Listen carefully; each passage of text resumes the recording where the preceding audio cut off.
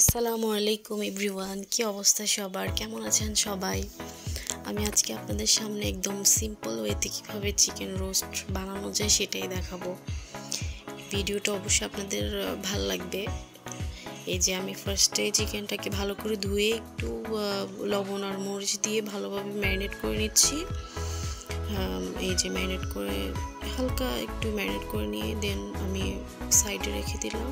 এখন একটু ফ্রাই করব, চিকেনগুলোকে ফ্রাই প্যানে নিয়ে একটু ফ্রাই করব, হালকাভাবে ভাজবো, তো বেশি ভাজবো না। এই যে আমার ভাজা শেষ, দেন আমি মশলাগুলো ইউজ করবো। আদা রসুন পেস্ট, ধনিয়া গুঁড়া, জিরা গুঁড়া, গরম মশলা গুঁড়া, একটু হলুদ দিব। আমার কাছে হলুদের ফ্লেভারটা একটু রোস্টের মধ্যে ভালো লাগে। দেন আমি চুলার মধ্যে একটা কড়াইয়ের মধ্যে তেল দিয়ে দেন পেঁয়াজ, তারপর টমেটো, একটু কাঁচামরিচ দিয়ে নেড়ে চেড়ে নিচ্ছি। দেন আমি আদা রসুন পেস্টগুলো দিয়ে দিলাম, দিয়ে একটু নেড়ে চেড়ে নিচ্ছি। একটু পানি দিব, সবগুলা মশলা দিয়ে তারপর একটু পানি দিব। যেগুলো দিয়ে এখন আমি নেড়ে নিচ্ছি।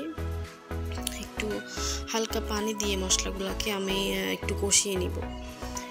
হালকা পানি দিয়ে আমি মশলাগুলোকে একটু কষিয়ে নিচ্ছি। দেন আমি দুধ দিয়ে দিব, যেহেতু আমি টক দইটা ইউজ করতেছি না, ঘরোয়াভাবে এই রোস্টটা করি।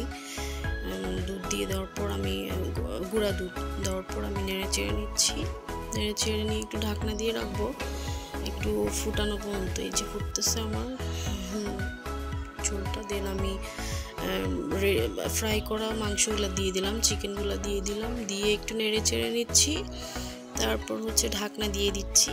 দেন ঢাকনা দেওয়ার পরে আমি একটু পরপর ঢাকনাটা উঠিয়ে দেখব আমার কতটুকু কি প্রয়োজন, বা একটু টেস্ট করে দেখবেন কি অবস্থা, কতটুকু লবণ বা কিছু যদি লাগে একটু টেস্টিং সল্ট দিবেন, তাহলে টেস্টটা ভালো আসে।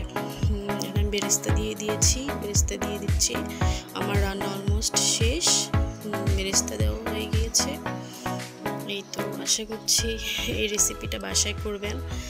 আমি গেস্ট আসলে বাসায় অনেক ভালো লাগবে। একদম সিম্পলভাবে বাসায় ঘরোয়া উপকরণ দিয়ে যা যা থাকে আমি এইভাবে এই রোস্টটা করি। ভালো লাগলে অবশ্যই আমার ভিডিও লাইক দিবেন, কমেন্ট করবেন অ্যান্ড শেয়ার করবেন ফ্রেন্ডস অ্যান্ড ফ্যামিলির সাথে। ধন্যবাদ ভিডিওটা দেখার জন্য।